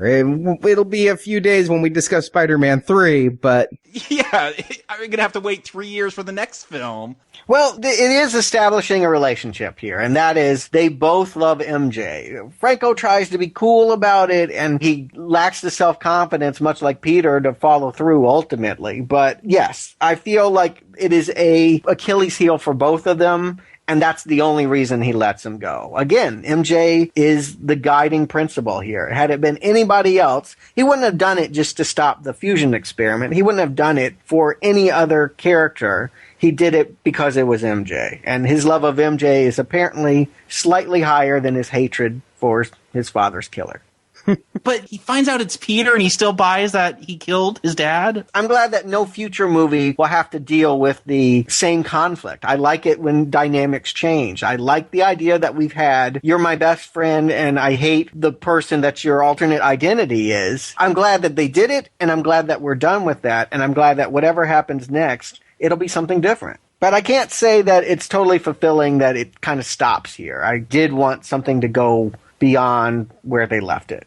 I agree insofar as I wanted more, but I gotta say, we'll talk about that last scene in a little bit. Yeah. But it left me in a great place, for the sequel. It's a great ending. I'm wondering if it might not have been an even greater middle, but we'll get there. Let's take care of Doc Ock first. This end fight, I like it, but at this point, I really feel the high point was the train fight and the clock tower fight. So whatever they have to offer me here feels a little bit late. I just think it's kind of funny that it's just presumed that this is going to fail.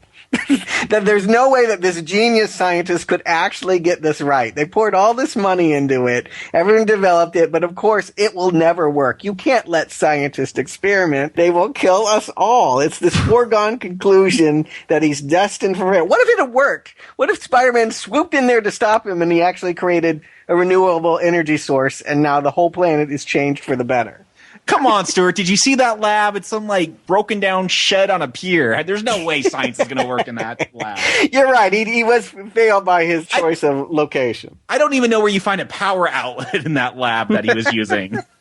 I mean, would Spider-Man still unplug it if it actually worked? I don't know. It's only by sheer luck that he's not only crazy, but bad at his job. Well, I think the proof is that he's doing the exact same thing again and not trying to figure out what went wrong. He's convinced by his tentacles that he was right, and so he should do it again, only bigger. And by doing it bigger, yeah, he would have destroyed the city. Yeah. And again, I can only presume that the tentacles wanted it because it was about holding power and being in control. It's a theme that this movie dealt with before, and I presume, again, it's a good theme for Spider-Man. Power and how you wield it is important.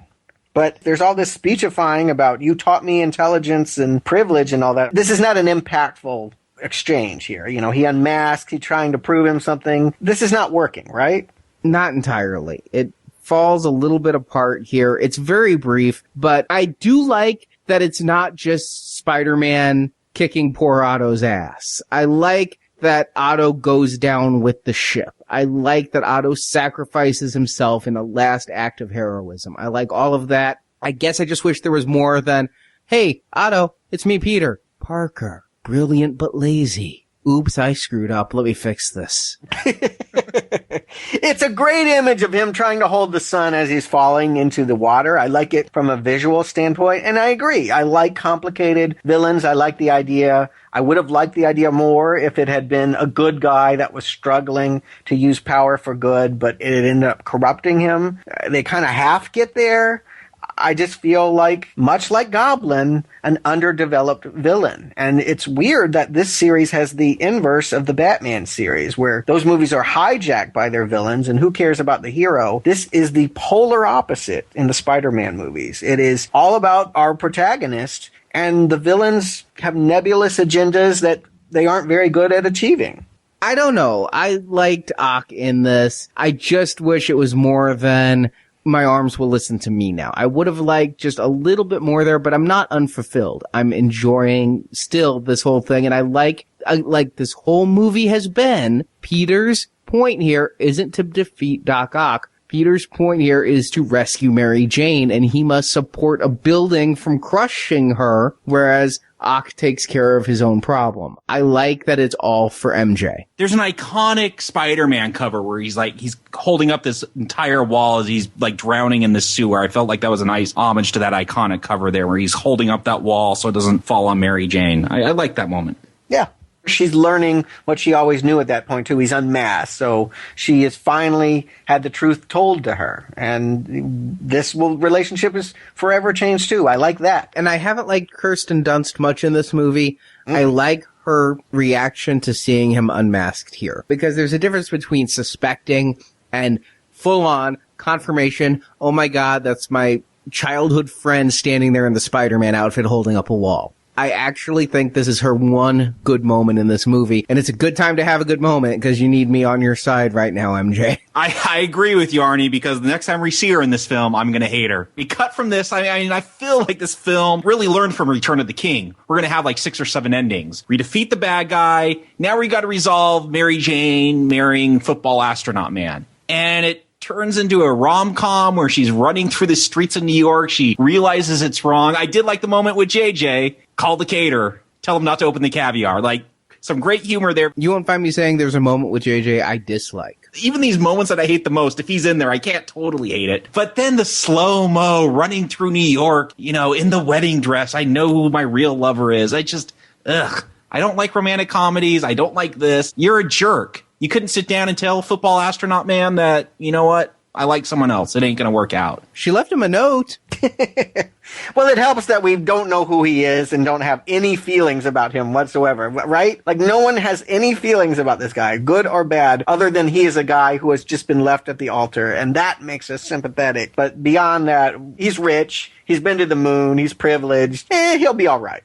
He might actually end up better than Peter here. I would have liked it if he was portrayed more like J. Jonah Jameson Jr. You know, give him some jerkish qualities. Make it be good that MJ's running away from him and not that she's trapped. Make it J. Jonah Jameson's connections got her Broadway gig. She's giving up Broadway for Peter. Make her give up something. Yeah, I like that. You know, you say that this is a romantic comedy ending. I don't know that it's so happy. It's happy in the sense that the two people we've wanted, or presumably wanted for 2 movies now, finally get together here at the end, and that she's willing to make the sacrifice to allow him to spend the time to be Spider-Man that he is impelled to be. But the last shot is not of Spider-Man swinging through the streets saying, Yahoo! It's a cut back to her face, and she's starting to crumble. You sense her loneliness. She's watching him go away. I don't see her smiling and feeling that go get 'em tiger moment. I see her conflicted. And it makes me wonder about their future. I don't think these kids have a bright future ahead of them.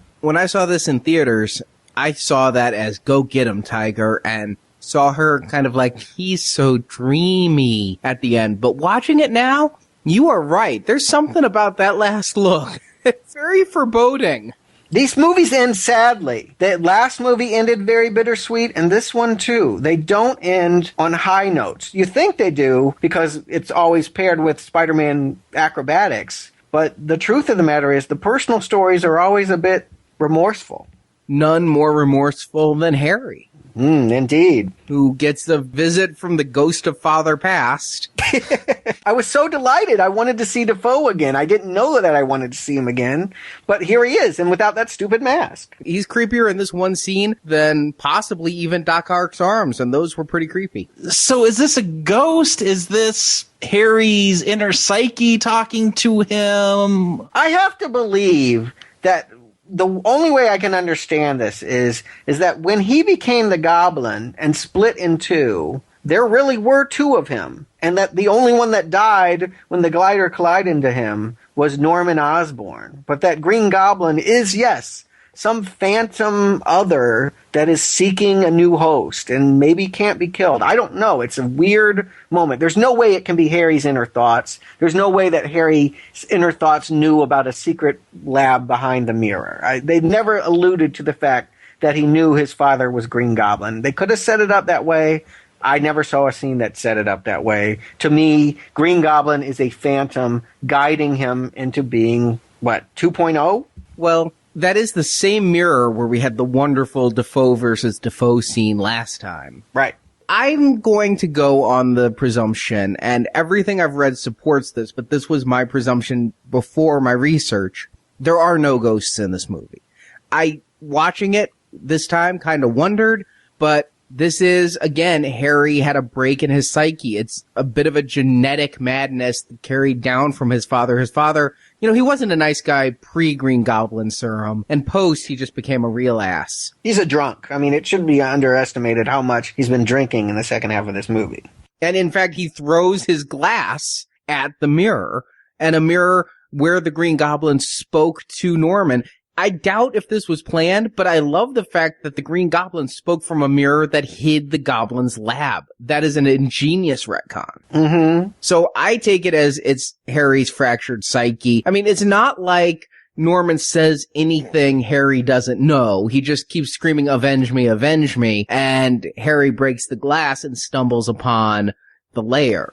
Okay. I guess it could play that way. Then it becomes a very convenient that, yes, the lab just was behind a glass that he just happened to break. Either way you do it, it's a weird but kind of exhilarating moment. I would reject it from a logic basis if it weren't so much fun to see a character I didn't know coming back doing something that I thought should have happened last movie. I mentioned that last movie. I'm like, I almost thought when he was making amends with Harry, he was going to apprentice him and put him on the glider. And he did. They just held on to that a little bit longer than I thought. I didn't know we were coming back to this. And I really feel that if this was a post-Iron Man film, that this scene, because this isn't quite the last scene in the movie, I really felt this would have been the post-credit scene, because it is such a surprise. Very true. Of course, this isn't a Marvel Studios film, but yeah, they may have gone that way. And what I love is that they teased me, though, because I'm instantly thinking Harry is going to become the new Goblin in part 3. That is what happened in the comics, is Harry discovered his father's lab, blamed Spider-Man for his father's death, and became Green Goblin 2. And I'm figuring that's what's going to happen. But, you know, Raimi goes out in interviews and goes, well, we don't have a script. That's one way it could go. Or it could go another way. He could realize Spider-Man was actually fighting a big criminal, realizing his father is the Green Goblin now, and the Goblin was known to be killing people. So it could have gone a lot of different ways, and I had to wait 3 years. It was supposed to be 2, like Spider-Man 1 to 2, but I had to wait 3 years to find out, and that was a long 3 years for me. Yeah, it's the best hook of the whole movie. It's the time I'm most invested in the movie. It's quite a state to leave us in, and you're right, it has me really looking forward to Tuesday when we find out what does happen to Harry. And then I think in addition to this being the strongest movie, we end with the strongest song, Vindicated by Dashboard Confessional. I'm not saying it's great, but it's certainly better than what we're going to get on Tuesday and much better than that Nickelback. I don't like Spider-Man's musical taste. I don't think we would share too many of the same favorite groups. You pining for some Prince? Yeah, maybe.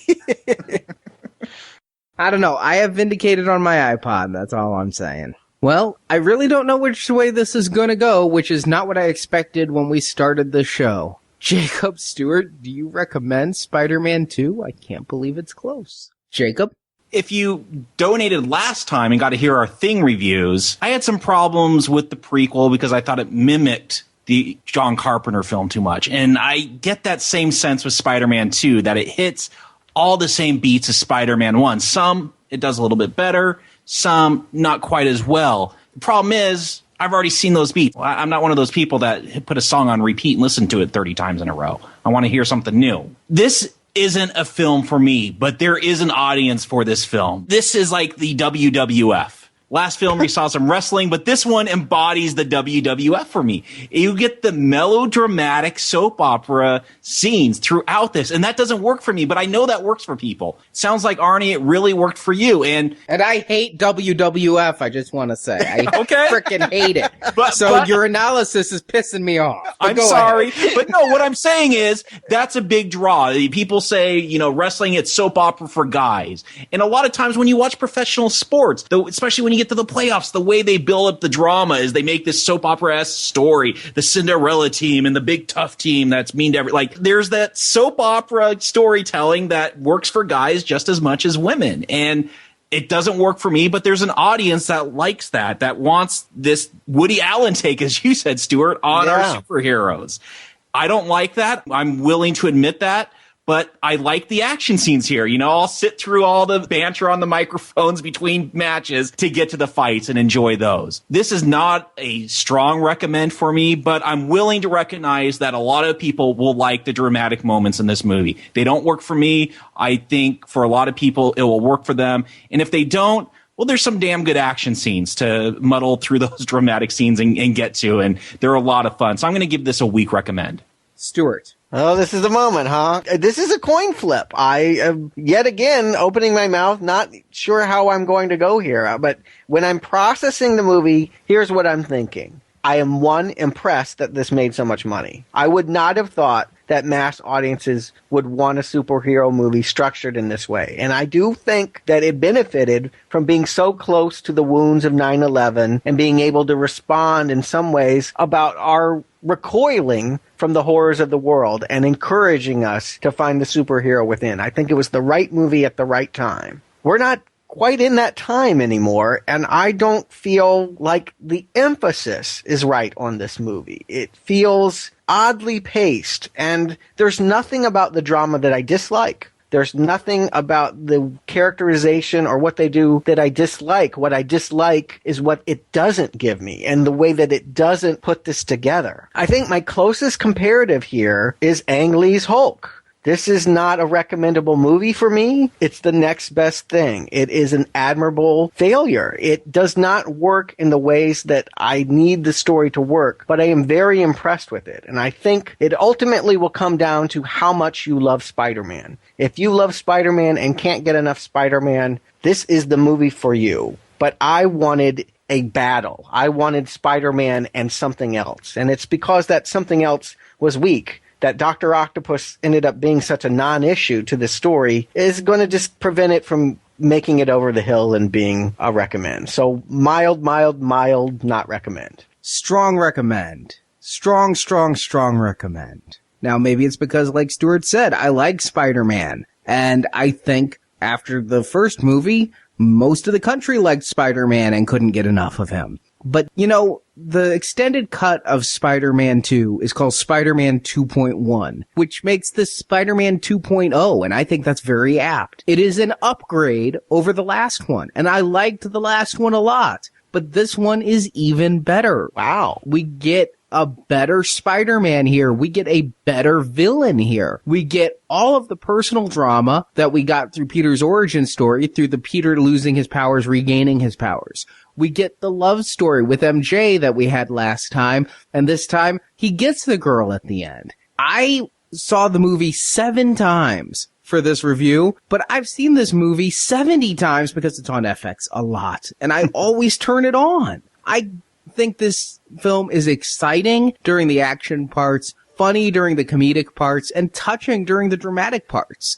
It never hits a sour note. I can't even relate to what you guys have said. And I really want our listeners to tell me if they can, because this whole time you two might as well have been speaking Swahili as far as me comprehending your points. I just don't see it. That's funny, Arnie, because whenever I hear someone say at the time when this came out that it was the greatest superhero movie ever, and I saw it, I'm like, huh? They haven't seen many superhero movies then, because this ain't the greatest ever. Let me say, I think I've seen my fair share of superhero movies and reviewed them for this show, plus a plethora that I haven't reviewed for this show. It's certainly up there. It may be the best. It's right up there with X-Men First Class and Avengers and Kick-Ass and Iron Man. And I just want to iterate. I think by being forced into saying recommend or not recommend, sometimes we get characterized when we don't recommend something as disliking it. I don't dislike this movie. I think it's really weird. I had a hard time getting a handle on this movie. It was awkward. I felt weird about it. I think my issues are I could not find the movie I was looking for in it. I'm not saying it's a failure as a movie. It obviously was a big hit. Obviously many people like it. I'm saying for me, I can't understand you saying that it's exciting, that Ock is scary. Those things to me are just as foreign here. I feel like there are key elements to a superhero movie that aren't here and makes it a very peculiar bird. No, we didn't get the Vulture this time.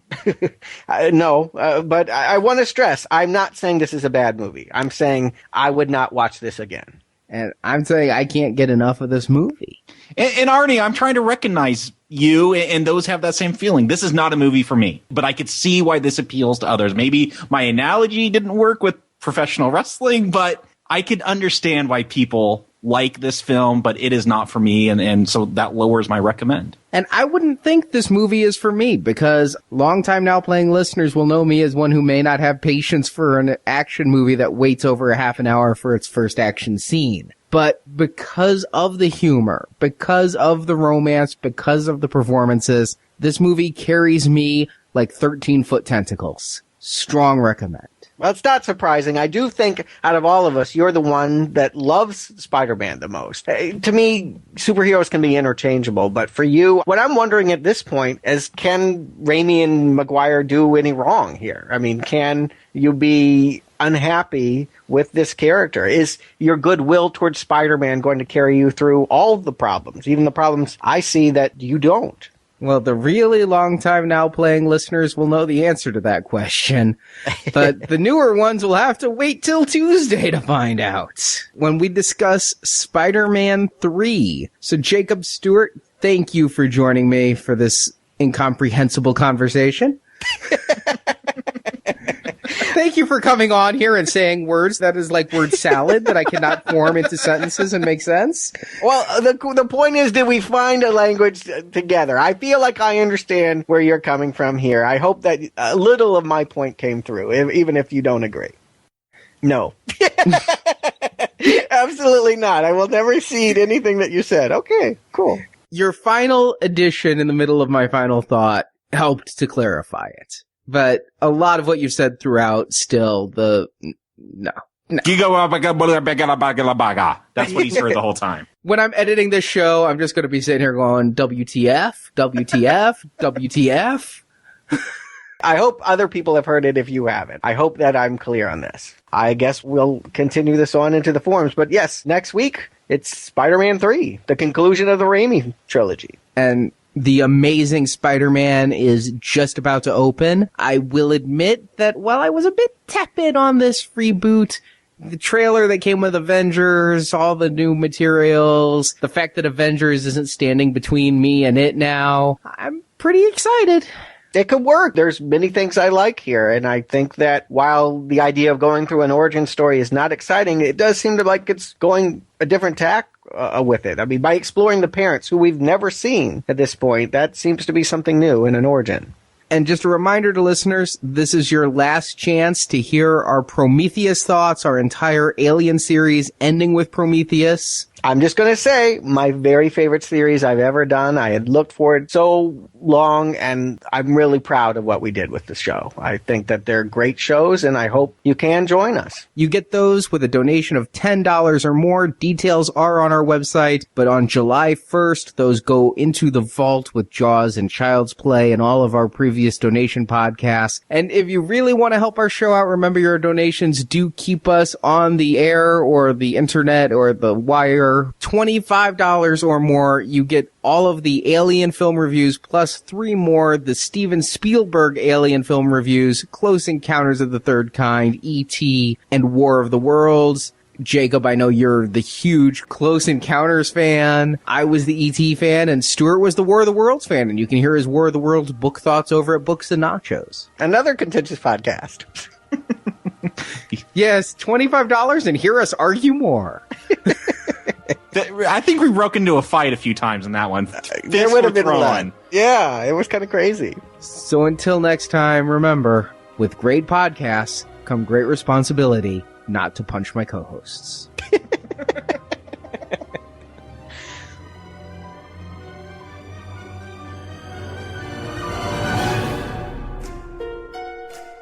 It's all my fault. I drove Spider-Man away. He was the only one who could have stopped Octavius. Yes, Spider-Man was a hero. I just couldn't see it. Thank you for listening to this episode of the Now Playing Spider-Man Retrospective Series. It's good to have you back, Spider-Man. Part of our Marvel Comics Movie Retrospective Series. It's hip, it's now, it's wow, and how. Crawl on the World Wide Web to NowPlayingPodcast.com each Tuesday and Friday as we review another Spider-Man movie through the release of The Amazing Spider-Man in July. What are you waiting for? Chinese New Year? Go, go, go! And be sure to visit the Venganza Media Gazette at venganzamedia.com/Gazette to read Arnie's reviews of every episode of the 1970s Spider-Man TV series. Far be it from me to interfere with the First Amendment. Be my guest. While at NowPlayingPodcast.com, go to our archives. You can find reviews of other comic-based movie series, such as The Avengers, Batman, X-Men, Blade, Ghost Rider, and Punisher. Hey, where are all my comic books? Oh, those dreadful things. I gave those away. We also have non-comic based movie reviews, such as Star Trek, Rocky, Transformers, The X-Files, Tron, and many more. There are bigger things happening here than me and you. You will also find individual movie reviews, such as Green Lantern, Cowboys and Aliens, Avatar, and Scott Pilgrim vs. the World. I am so loving this. Oh, me too. While at NowPlayingPodcast.com, be sure to join our forums, where you can discuss this show with other listeners. Came. Looks like just in the nick of time. You can also follow Now Playing on Facebook and Twitter, where the hosts post new episode announcements and written movie reviews. I'll be there. The links to our social media pages can be found at nowplayingpodcast.com. I'm going. I'll be here when you get back. Support from listeners like you help keep Now Playing operating. Everybody needs help sometimes, Peter. Even Spider-Man. You can find a donate button using PayPal at the bottom of our website, nowplayingpodcast.com. Meat. I'll send you a nice box of Christmas meat. Best I can do. Get out of here. You can also show your love of Now Playing Podcast by shopping in our store, where you can buy t-shirts, totes, boxers, coffee mugs, teddy bears, and much more. Looks uncomfortable. It gets kind of itchy. It rides up in the crotch a little bit, too. Now Playing's Spider-Man Retrospective Series is edited by Arnie. Misery, misery, misery. That's what you've chosen. Now Playing credit narration by Brock. And I've never even seen his face. Now Playing is not affiliated with Marvel Enterprises or Columbia Pictures. Spider-Man and all that the Marvel Universe contains is the property and trademark of the Disney Company, and no infringement is intended. What are you, his lawyer? Get out of here. Let him sue me. Get rich like a normal person. The opinions expressed on Now Playing are those of the individual hosts and may not reflect the opinion of Venganza Media Incorporated. I missed the part where that's my problem. Now Playing is a Venganza Media production. Copyright 2012. All rights reserved. Enough said. Harry sets up a meeting between Harry sets up a meeting between Peter and the physicist. This clarifying moment brings it's literally like Peter Piper picked a peck of pickled peppers, Peter's powers. And to try to not pop my peas into the mic at that. Jesus. This clarifying moment brings Peter's powers back.